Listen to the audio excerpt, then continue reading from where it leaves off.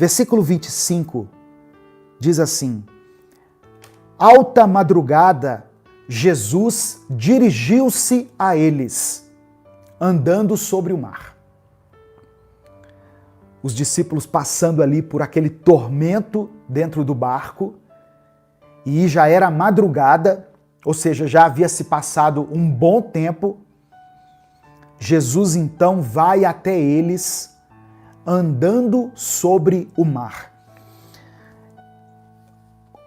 O relato dos evangelhos, eles sempre deixam muito claro que Jesus é Deus. Jesus, ele se fez homem, ele viveu entre nós, ele tinha um corpo físico, um corpo humano, mas ele era Deus. O poder de Deus estava sobre ele, através do Espírito Santo. Jesus foi cheio do Espírito Santo quando ele ainda estava no ventre de Maria. Quando a prima de Maria se aproximou dela, e ela estava grávida de João Batista, e naquele momento ali, Jesus foi cheio do Espírito Santo, ele se mexeu no ventre de Maria. Então Jesus, ele tinha consigo a presença do Espírito Santo. Isso foi ratificado por Deus no momento em que Jesus se batizou lá no Jordão. Naquele momento, ouviu-se uma voz nos céus que dizia: esse é o meu Filho amado, em quem me comprazo. E o Espírito Santo desceu sobre ele em forma de pomba. Então Jesus, ele era cheio do Espírito Santo, ele era cheio do poder de Deus. Jesus tinha poder para curar, Jesus tinha poder sobre os demônios, ele tinha autoridade sobre os espíritos malignos, ele tinha uma capacidade maravilhosa de ensinar a palavra de Deus, tanto que as pessoas se admiravam enquanto ele estava ensinando. Jesus tinha poder sobre todas as coisas. O livro de João diz que no princípio era o Verbo, Jesus. E o Verbo estava com Deus e o Verbo era Deus. Jesus era Deus. E aqui nesse momento, ele mostra essa onipotência, esse poder sobre todas as coisas, porque ele anda sobre o mar. Jesus anda sobre as águas. Aleluia! O nosso Jesus tem poder de andar sobre as águas. Só que aconteceu uma coisa aqui curiosa. No versículo 26, diz assim: quando os discípulos viram, na madrugada, no meio daquela tempestade, Jesus andando sobre o mar, num primeiro momento, eles não o reconheceram. Eles ficaram com medo. O texto diz que eles ficaram aterrorizados e disseram: é um fantasma, e gritaram de medo. Mas Jesus imediatamente lhes disse: coragem, sou eu, não tenham medo. Presta atenção. Muitas coisas Deus vai falando comigo aqui.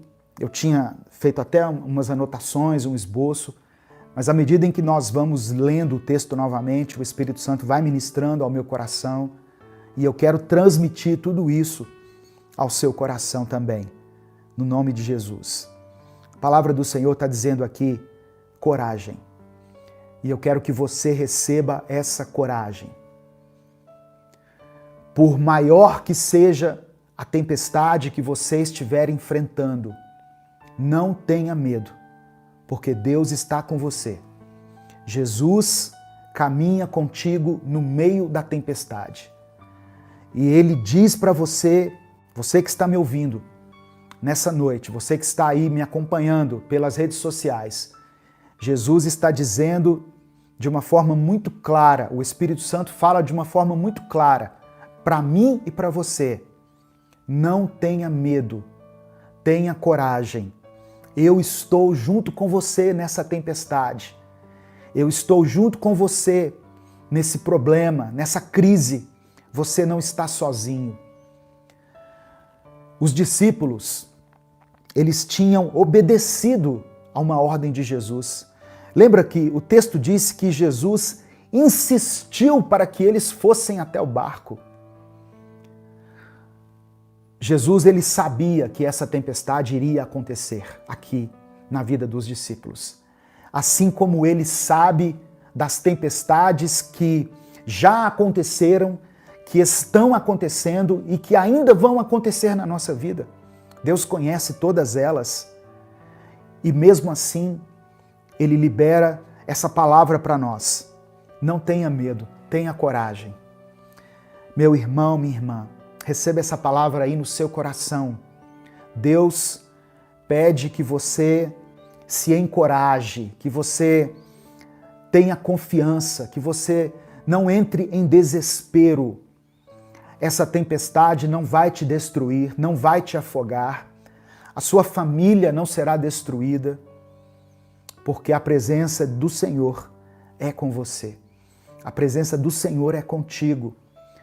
Quando Josué estava prestes a entrar na terra prometida, para conquistar a terra, Josué estava ali liderando aquelas pessoas e ele estava prestes a entrar. Deus liberou essa mesma palavra para ele. Não tenha medo, tenha coragem. Tenha coragem. E Deus falou com ele assim: da mesma maneira que eu fui com Moisés, eu serei com você. Os milagres que você viu, os milagres que você presenciou através da vida de Moisés, eles também acontecerão com você, Josué. Fique firme, não tenha medo, tenha coragem. Deixa eu falar algo para você. O Deus que já te deu tantos livramentos, o Deus que já operou tantos milagres na sua vida, o Deus que resgatou você quando você estava lá no pecado, que te transformou, que te restaurou, é o Deus que ainda está contigo no meio dessa tempestade.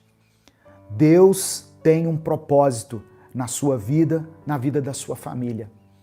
E Ele me trouxe até aqui hoje para liberar essa palavra sobre você. Deus é contigo. Deus está com você. Em nome de Jesus. Todos esses pedidos de oração que estão sendo colocados aqui, todos esses problemas, todas essas tempestades que estão sendo mencionadas aqui, não representam nada diante do poder de Deus. Então receba aí o encorajamento no seu coração através do Espírito Santo. Tenha coragem, não tenha medo. O Senhor é contigo. Amém, meu irmão, minha irmã? Se você recebe, diga amém. Se expresse aí nos comentários, em nome de Jesus.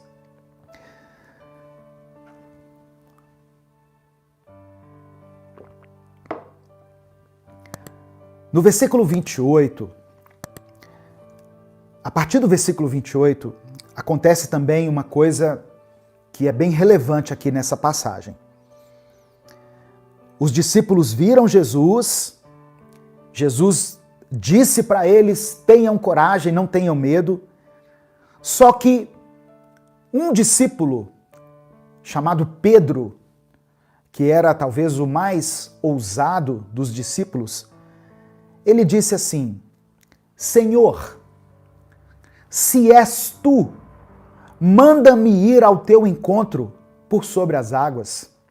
Olha o que Pedro está dizendo. É o Senhor mesmo que está falando? Então faça eu caminhar sobre as águas então? Talvez algumas pessoas classificam essa atitude de Pedro aqui como corajosa. Mas eu entendi aqui, ao reler esse texto, que ele teve dúvida.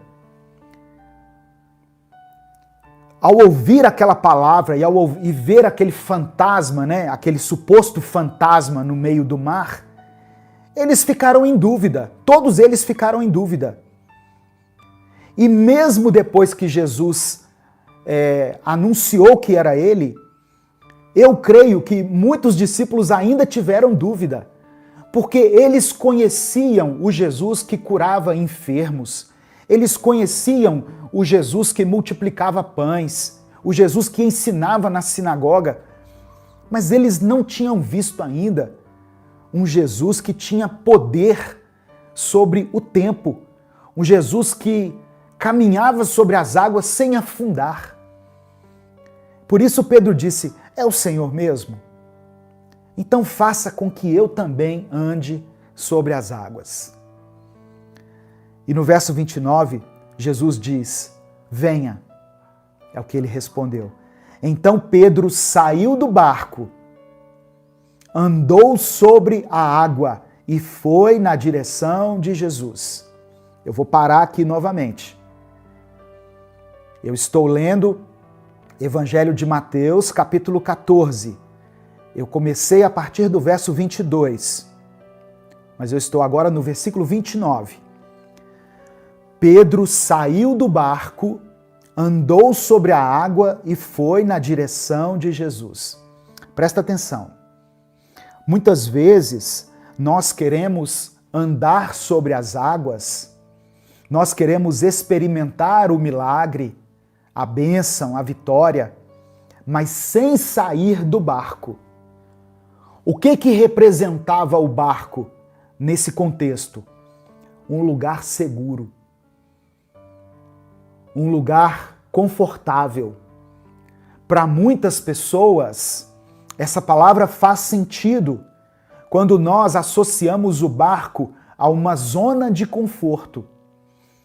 Muitas pessoas que estão me ouvindo querem receber o milagre, querem receber a cura, a bênção, querem andar sobre as águas, mas não conseguem se desapegar do barco. Para você andar sobre as águas, você vai precisar de coragem. Você vai precisar lançar fora todo medo. E o amor de Deus derramado sobre nós lança fora todo medo. O espírito que recebemos de Deus, covardia, mas é um espírito de coragem, de intrepidez.